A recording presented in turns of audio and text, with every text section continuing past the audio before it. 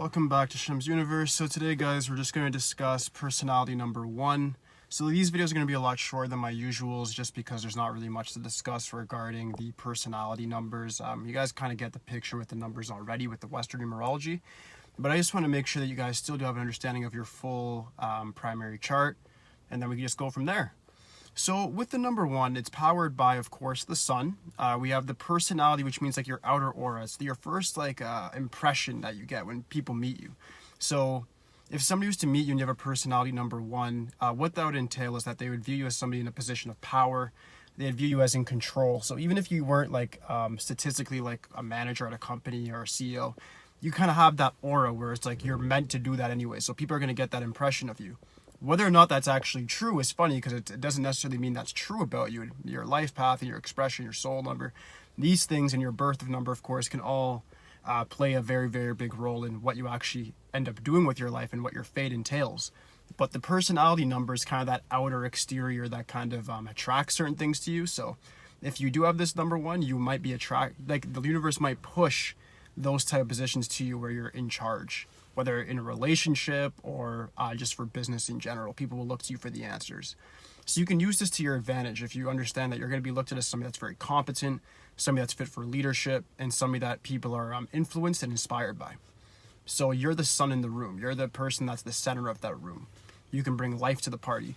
Whether you're a man or a woman, I'd recommend using this for your business reasons for sure. I'm not saying you choose a career with your personality number, but I would say understand that your personality number is going to have a direct influence on your career and on your personal relations. So you can definitely use that to your advantage.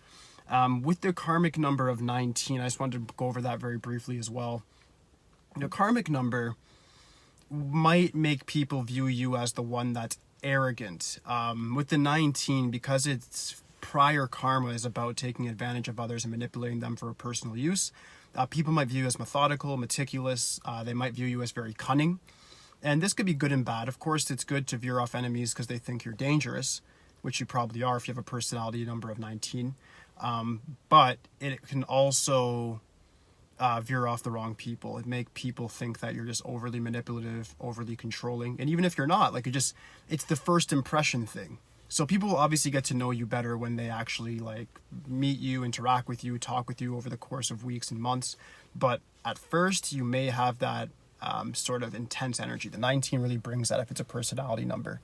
So just understand that and understand that that's what people are kind of viewing when they see you, and kind of work with it. If you can work with that and make it work for your advantage, then you're going to be gone clear.